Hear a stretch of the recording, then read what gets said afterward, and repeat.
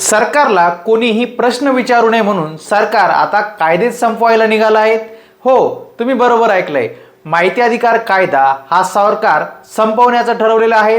2026 मध्ये सरकारने माहिती अधिकार कायद्यामध्ये नेमका कोणता बदल केलेला आहे, यामुळे आरटीआय कायदा कशा पद्धतीने धोक्यात आला आहे, नागरिकांनी आता काय करावं, तुम्ही एखाद्या सरकारी कार्यालयात प्रश्न विचारला आहे का, तुमच्या गावात झालेल्या रस्त्याच्या कामासाठी किती निधी आला, तुमची फाईल नेमकी कुठे अडकली आहे, तुमच्या अर्जावरती काही कारवाई झालेली आहे का, आता असे प्रश्न तुम्ही सरकारला विचारू शकत नाही किंवा विचारण्यापूर्वी तुम्हालाच प्रश्नांची उत्तरे ही द्यावी लागणार आहेत। सामान्य नागरिकांच्या हातात एक शक्तिशाली हत्यार होतं, तो म्हणजे माहिती अधिकार कायदा। पण आता अनेक आरटीआय कार्यकर्त्यांचा दावा आहे की महाराष्ट्रामध्ये माहिती अधिकार नियम 2026 मुळे माहिती मिळवण्याची प्रक्रिया अधिक कठीण आणि सरकारने अडचणीची केलेली आहे।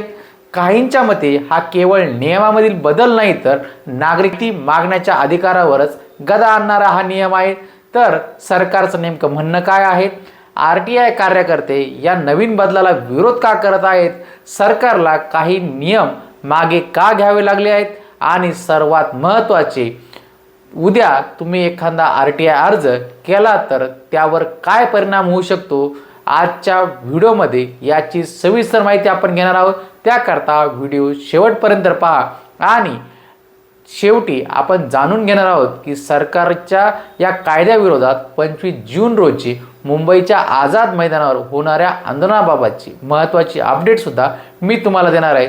मी राहुल कदम आपल्या सर्वांचं माहिती असायलाच हवी या यूट्यूब चॅनलवरती सहर्ष स्वागत करीत आहे। तर चला सुरू करूया आजचा हा व्हिडिओ। मित्रांनो, सर्वप्रथम आपण समजून घेऊया आरटीआय म्हणजे काय आणि तो इतका महत्त्वाचा कायदा का आहे। तर मित्रांनो, 2005 मध्ये लागू झालेला माहिती अधिकार कायदा हा भारतातील लोकशाही मजबूत करणारा सर्वात मोठा प्रभावी कायद्यांपैकी एक मानला जातो। या कायद्यामुळे तुम्ही सरकारला थेट प्रश्न विचारू शकतात।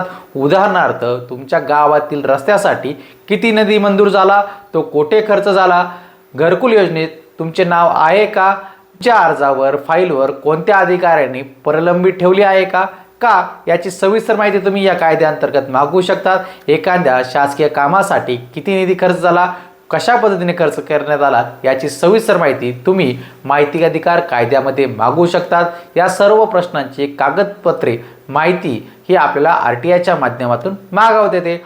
म्हणूनच अनेक जण आरटीआयला सामान्य माणसाचे ब्रह्मास्त्र सुद्धा हे म्हणत असतात। आता आपण बघूया 2019 मध्ये पहिला मोठा घाला या आरटीआय कायद्यावरती कशा पद्धतीने करण्यात आला। 2019 मध्ये केंद्र सरकारने आरटीआय अमेंडमेंट ॲक्ट हा मंजूर केला। याआधी माहिती आयुक्तांचा कार्यकाळ, सेवा, अटी कायद्यात निश्चित होता, मात्र दुरुस्तीनंतर हे अधिकार केंद्र सरकारकडे गेले।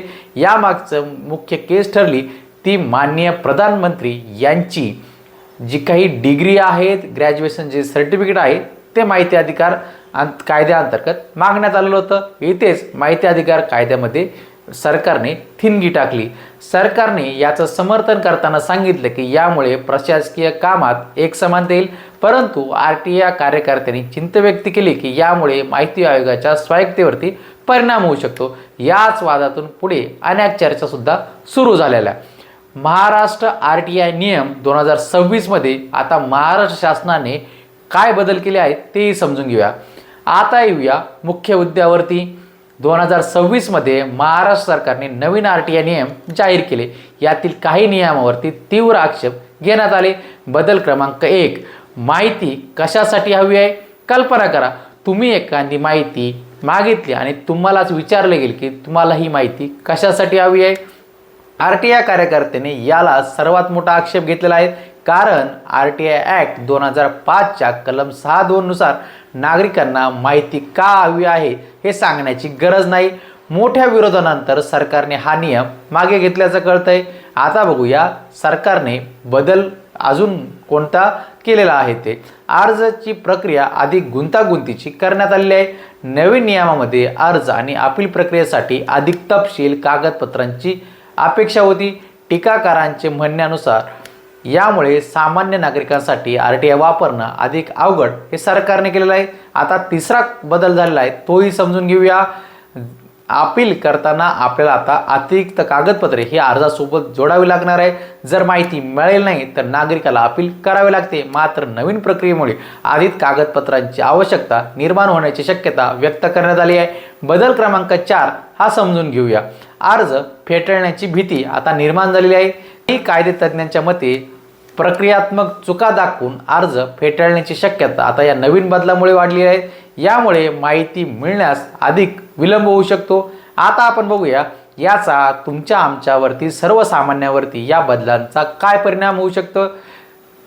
जर RTI प्रक्रिया अधिक गुंतागुंतीची झाली तर सर्वाधिक फटका कुणाला बसणार आहे? यामध्ये शेतकरी, विद्यार्थी, पेन्शनधारक, सरकारी योजनांचे लाभार्थी नागरिक, गाव पातळीवरती भ्रष्टाचारात विरोधात लढणारे नागरिक. कारण माहिती मिळवण्यासाठी अधिक वेळ, अधिक कागदपत्रे, अधिक पैसा या प्रक्रियेद्वारे लागू शकतो.